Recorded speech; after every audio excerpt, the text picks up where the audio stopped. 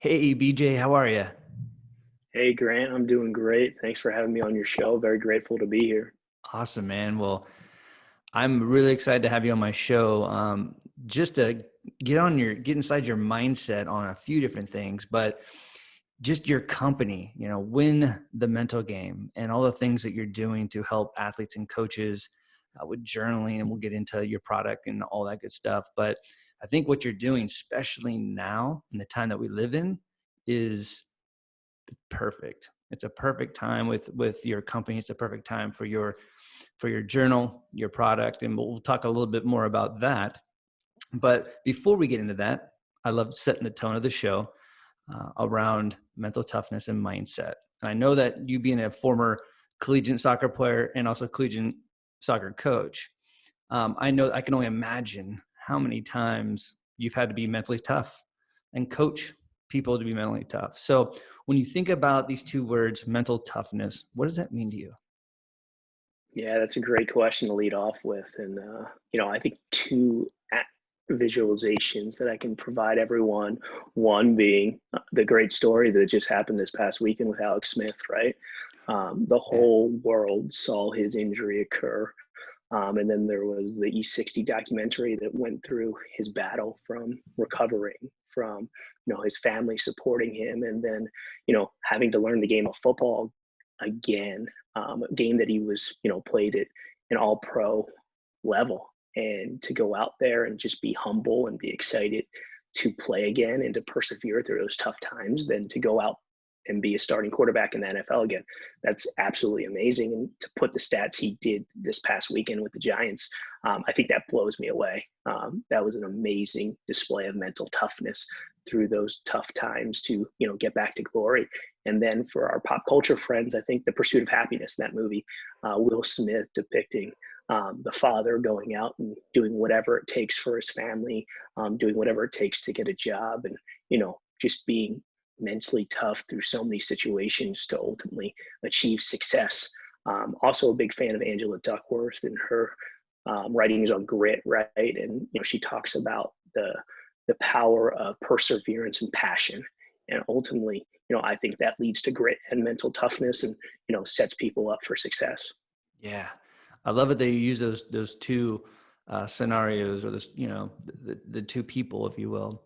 I think when you think about mental toughness, all these words that we hear in the mental game or sports psychology, you hear mental toughness, you hear grit, you hear resiliency, you hear confidence. They all have their own place, but they're all interconnected. They all affect each other.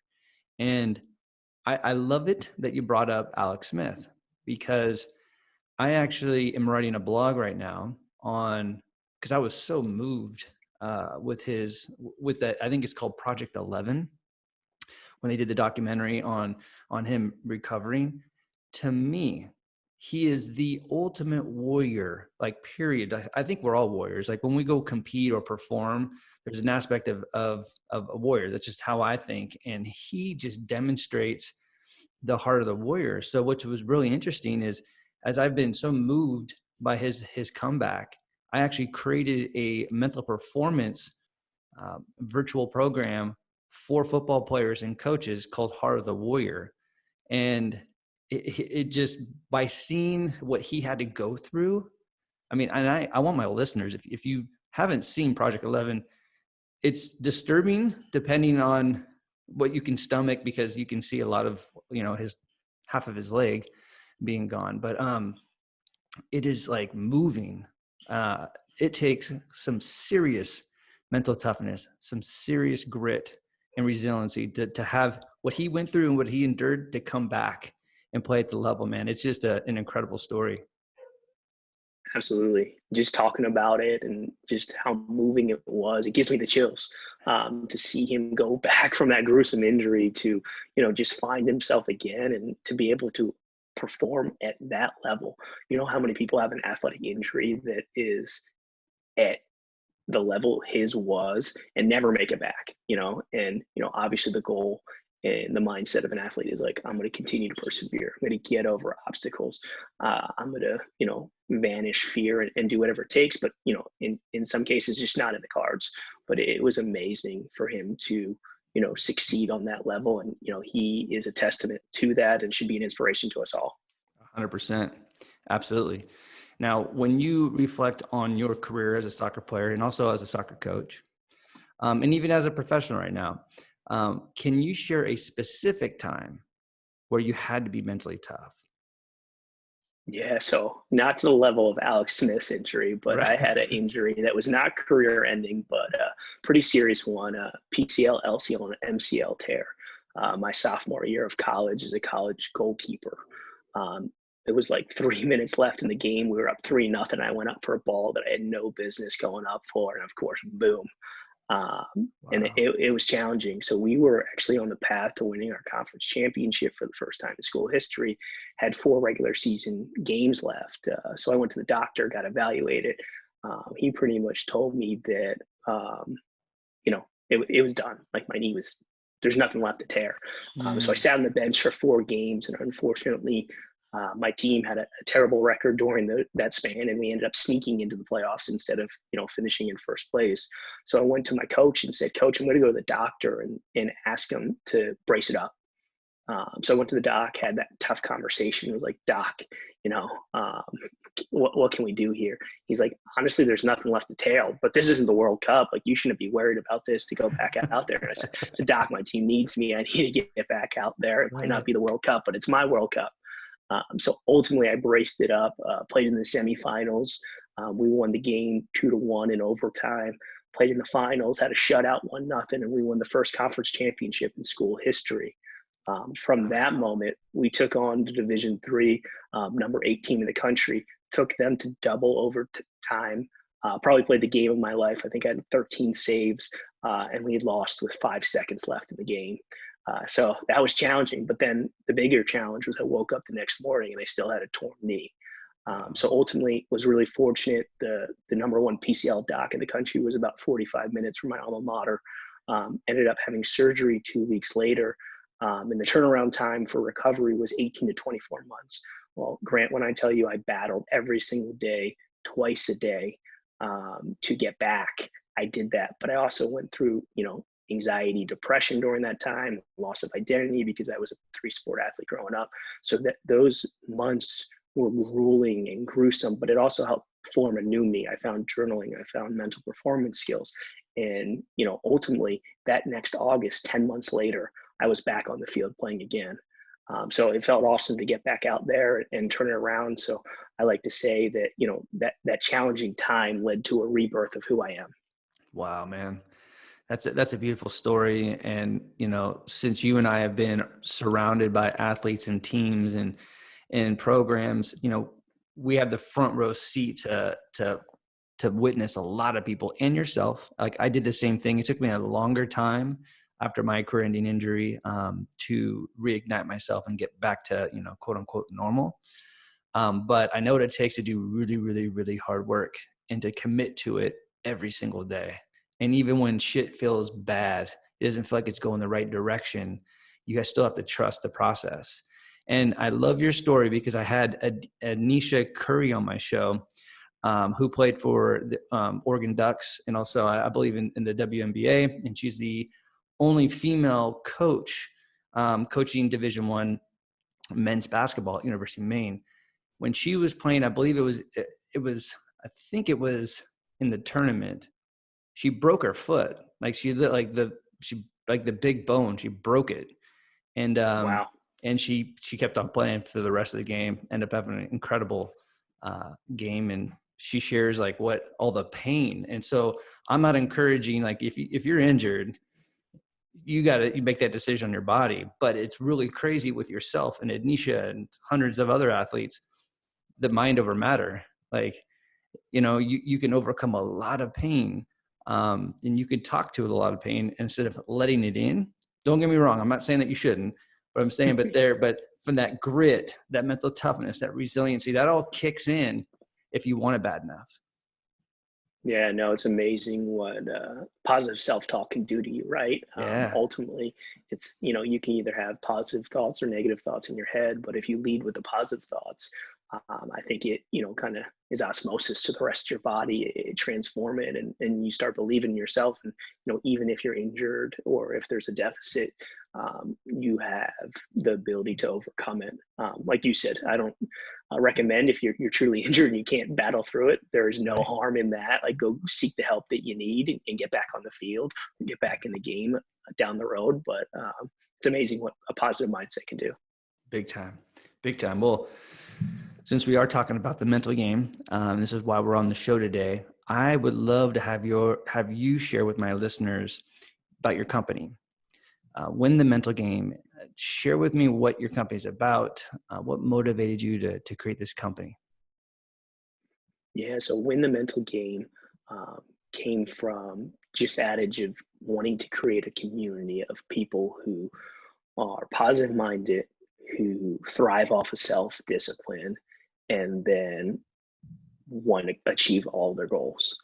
So we created this company, and we wanted it to be a brand. A lot goes into it of creating a company, but we wanted just the name to speak for themselves. So that's what we are. Win the mental game, and ultimately, we want to create resources for athletes and non-athletes to, achieve their goals. And our first product is Athlete's Edge Journal, which is a form journal, which ultimately aims to help athletes, former athletes, raise their game on and off the field. We like to say it. So whether you're an athlete, we want to make you better in the court or in the game of life. And if you're a non-athlete, we want salespeople, leaders, CEOs to invest in our product and have their daily life become better through visualization, through gratitude. And all it takes is 5 to 10 minutes a day, and that commitment to be self-disciplined. You know, when you actually reached out to me and shared with me your idea or your product, I've been in the game for a while, as an athlete, as a coach, and a mental performance coach. And I think your product, this journal, the Athlete's Edge, there are things that are out there that are similar, but to be honest with you and truthful and transparent, that I don't know if there's something that really covers everything like you do in this journal. Now, when I mean that, I mean not only, and I'll share it right now because I think it's super spiffy. I mean, this is a Well, I really, appreciate that. yeah, man, this is really, it's like nice leather, and which Yeah, is, it's sweat proof for all the athletes out there, so they can take it to the gym or the field. So we couldn't make it completely waterproof, but it's definitely sweat proof. So if you're grinding out there doing your push-ups or daily workout, it's yeah, not going to ruin the journal. yeah. And it's just slick, but I'll tell you what's even more slick. It's not necessarily the outside, it's what's in the inside. You cover all the aspects of creating a plan and actually following your plan, and also journaling about the whole experience. So, I mean, you got areas of, pre-performance, like pre-routines, and you have, reflections, and it tells you when to talk about your visualization experiences, when to breathe. I mean, this thing like defines everything as you move forward through your journey. And I love it how you start off the whole journal with your why. And the reason why I love that is because there's been a lot of discussion how important the why is, and some people have kind of challenged the why. I'll tell you what, your why is very important. So is the how, but your why is actually, it's temporary. It's short-lived. So that's why you need to write it down and see it. So what I love about this is that every time you open the first page, you see your why. So I think this was the structure, the approach, I think is great. And so when you think about the structure and the approach that you took, how did you go about formalizing this whole plan, and getting all the data to kind of support this type of journal? Yeah, that's a great question. I think the key word is intentional. We were intentional about every element of that journal, Awesome. from the first page where you talk about your why, to the structure of the daily pages, to having it short and compact that it will only take 5 to 10 minutes because we live in a busy world, to having game notes at the end to Yeah. enhance free flow journaling. Or if you're working with a coach or a mental performance coach, that's where you can dive deeper into sessions. But basically, it stemmed from my passion for sports psychology. I got a master's degree and took some sports psychology courses, really got into it then read all kinds of books, started journaling on my own and used a similar journal, but not for athletes. And then it kind of clicked that, hey, the athletic niche in the industry needs something like that. So I researched what was out there. There wasn't much. There was a lot of, spiral bound notebooks and different things. And, thought there needed to be something a little bit more official and tangible. And ultimately, I worked at Penn for a little bit, and they have their positive psychology branch, and I've sat in several seminars with that department and just listened to them. So that kind of resonated. Learned about grit, learned a lot about visualization, short-term and long-term goals, and compiled a bunch of different resources and put it into the journal. I love it. Now, I believe as a society, we're not 100% there yet, but I think we're definitely, as a society, especially with the pandemic, I think we're starting to understand how important the mental game and mental health, they both intertwine with each other. But I believe I'm 46. So when I was playing sports in the 80s and the 90s and in early 2000s, sports psychology and the mental game, it was there, but it wasn't really, it's not where it is today. And I love that. I love it that there's more coaches. I'm loving there's more conversations, there's more research. I love all of that. But when you were playing, it seemed like when you went through your injuries, not only playing at the collegiate level and coaching at the collegiate level, how was the exposure for you for the mental game or mental skills training? Like, was it there? And is that how like you initially got introduced to sports psychology or the mental game? Yeah, so when I had my injury, I saw a regular psychologist, right? And we had conversations, but it wasn't a sports psychologist. It was only through Google and research and, my own passion to find this Mm. instead of a mental performance coach or sports psychologist helping me in this. But kind of like you said, it has taken off in the last 5 to 10 years. And I think it's absolutely amazing. Like, the NBA, I think, requires a mental performance coach or a sports psychologist on each staff that works with each team.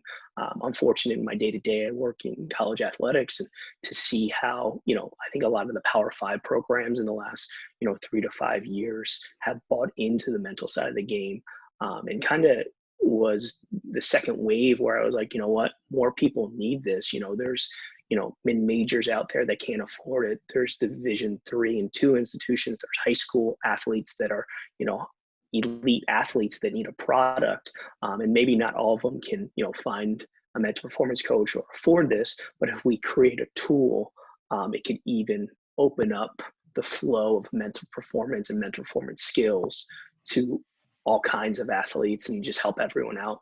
Yeah. It's, and I've done this multiple times earlier in my career. It's one thing when a mental performance coach or a sports psychologist, when they just speak to a team and to players. And so there's power to that. I mean, there's definitely, you can get educated, but there's more power when when the athlete is engaged, writing things down for expressing themselves, but also retaining the knowledge, retaining the experience, supporting more of the behaviors of the routines. Now, I've seen a lot of tools, and again, I when I saw this, I mean, I thought the idea was cool, and you were sharing it with me. But then when I saw it, and I went through it, I'm like, this is a must-have. It's a must-have for athletes. It's a must-have for coaches can use it. Coaches should use this as a resource. I know that I'm going to be pushing it to my coaches in the programs I work at because it's vital. So again, and a lot of time you're going to have athletes that are younger, like in high school and below. Not all those athletes are going to be completely bought into the mental game because they're still figuring themselves out. They're still figuring out where they stand in the team, in their sport. They're just trying to figure out their bodies. So if you have something like this, I think the buy-in process helps athletes get a little more involved in understanding the mental game. Oh, 100%. First of all, thanks for those compliments. They're amazing. But no, I think that's the important part. Like, we don't want to be the facilitator in our company. We've created a product, and we want to work with mental performance coaches and sports psychologists. This can be the leave behind, right? You have these Yeah. amazing leadership conversations.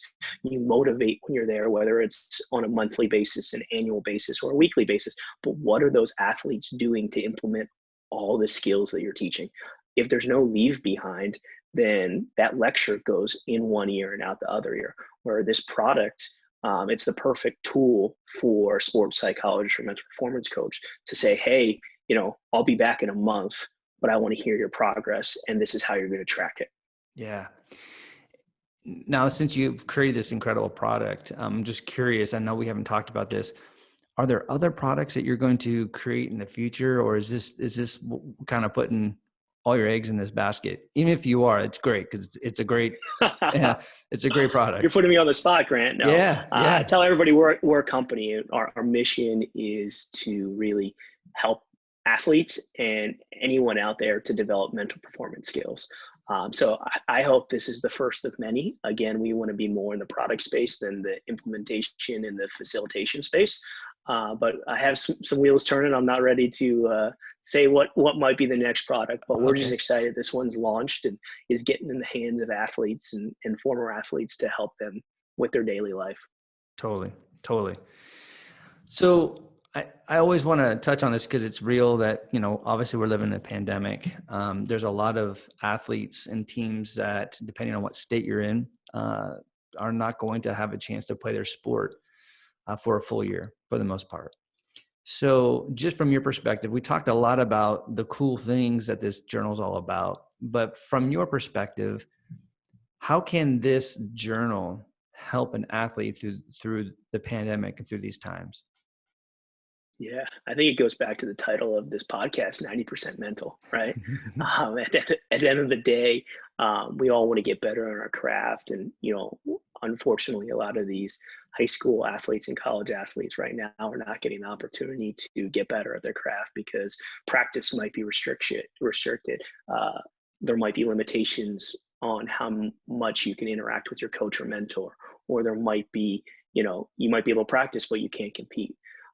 So hopefully this tool can serve as a resource during this time period throughout the pandemic to continue to, one, physically work out because I think that's good for your mind, body, and spirit, Yeah. but two, to keep you going, right?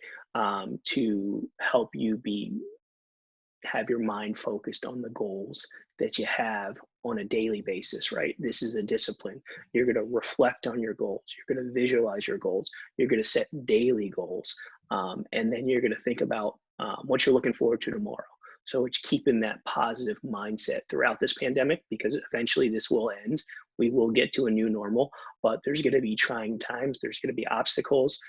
So hopefully this tool can go hand in hand with whatever you're going through in life right now as an athlete. And I'll add to that because that was perfect.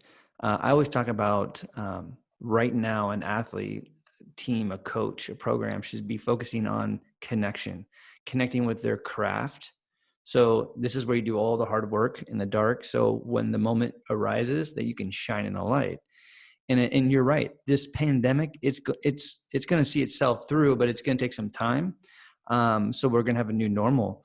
But this tool here, your journal, this is how you can actually connect with your craft. This is how you stay in line with your goals. It keeps the car going in the right direction. You don't have to go backwards to go forwards. During this time, you're staying connected to your craft.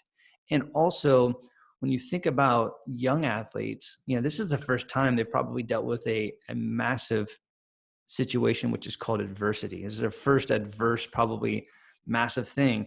So if you have something like this can keep you on track, stay connected to your craft, you get to document how you actually overcame or worked through adversity. This is a perfect training ground for life. So why not use something like this that's going to keep you connected, but also you can document it how you actually dealt with adversity. No, that's well said. It can serve as a foundation for the rest of your life, right? If you Yeah. use this through this season, you can see, hey, I overcame, you know, months without my sport or months without competing in my sport. And I just focused it on the process of getting better each day. And ultimately, I got back there, and it's all chronicled. So down the road, when you do face adversity again, you have this as the foundation to look back on. 100%, 100%. And I always like to end my shows on reflection, because I think that's where we grow, is to reflect. And I can keep on talking to you about this and sports psychology for a long time, but considering your background and your career as an athlete, as a coach, also a professional within an athletic department, if you were to look back at your whole career, what do you think you've learned the most about yourself? Yeah, I think it's patience, right? Mm, Anybody who wants to start out and be in college athletics wants to be an athletic director. Any coach that starts out wants to be a head coach. And you got to realize that there's a path and there's a journey, and greatness doesn't come easy, right? Getting to the top is a long path, so you should be more concerned about the day to day, and first, meeting the right people. Second, making sure that you position yourself in a manner that people like you, and that you do a good job and you work hard and people notice you. And then ultimately, success will come. So everybody has grand ambitions, and I think you need those grand ambitions and goals to be determined and to be great. But you also need to realize that it doesn't happen overnight, and that you need to keep grinding away, and that eventually, if you do the right things, um, and network with the right people, it will take care of itself. 100%. I hear this all the time. If you want to be an overnight success, it's going to take you about 10 years. So yeah, you got to be patient. And I love what you were saying, because as you were saying it, I was reflecting on, you know, all the success that I went through as an athlete, as a corporate athlete when I was in sales. Man, I had to go through a lot of stuff to get to that point to be successful. And again, it doesn't have to be It's a the title. iceberg, right? At the end of the day, the iceberg. Yeah, exactly. But we can be successful in the moment. So it's also those micro wins. Like whenever something micro happened good, you have to honor that, because you have to be patient, and it's a long road. It's not about, and we hear this, it's not a sprint, it's a marathon. Well, it is, and I heard that about my podcast. They're like, if you're trying to get likes and you're trying to get like all these sponsorships right off the bat, you're in it for the wrong reasons, man. You got to do the work first. And man, doing this for 4 years, it's paying off. But I've been challenged with my patience, but I had to be patient to get to this point, and I can't wait to play a bigger game with the podcast and other things with my career. But part of that path has to be patience. Yeah. And I think you're doing the right stuff. Content is king. People need content. People want to learn. People want to get better, especially during this pandemic. It kind of leads me to what I, talk about on a daily basis to friends or colleagues or anyone. Eventually, after this pandemic is said and done, somebody's going to ask you, what did you do to make yourself better during the pandemic? Did you watch a lot of Netflix? Did you, what did you do? Or did you invest in yourself, whether it's, journaling more, reading about positive and inspirational stories, whether it's about losing weight or picking up a new hobby. Someone's going to ask you what you did. And if you can't say something positive or come up, then you're doing the wrong things. So I guess that this is the time right now that, someone's hearing this. Hopefully, the light bulb goes off in their head and says, hey, you know, now's the time. There's only 1 month left in 2020. Let's make it happen. Let's start now. There's no reason to wait till January 1st of 2021. Start making moves. It doesn't have to be anything big, right? Small actions lead to large results on a daily basis. So this is the time. I always say, I have been saying this during the pandemic. I love it what you just said, because my question I ask all the athletes, all the teams I work with, was you have to ask yourself this question. And that is, what do I want to be known for? It's not asking questions about other people looking at you. It's about you asking yourself the question, what do I want to be known for during this pandemic? So when we go to the new normal and we go through this and we're moving forward, what are you going to be known for? What do you want to be known for? And that's how you look at yourself, how you deal with adversity, when you deal with tough situations. How do you want to look yourself in the mirror and say, this is what I'm known for. This is how I actually do it. And this book, this journal is a way to do it. And so I want all my listeners to check out Win the Mental Game, Athlete's Edge Journal. Check it out and share with my listeners where they can buy it and learn more about your product. Yeah, so it's simple. They can go to winthementalgame.com. You can also follow us on Twitter, Instagram, or Facebook. Again, kind of like you, we're not all about just selling journals. We put out content on a daily basis that's motivational, inspirational. We want to ultimately create a community. If you buy our journal, that's awesome, but we would rather you follow us, get some motivation for your daily life to make you better on and off the field. Beautiful. BJ, thank you so much for being on the show and just sharing your story, your thoughts, and also your awesome product.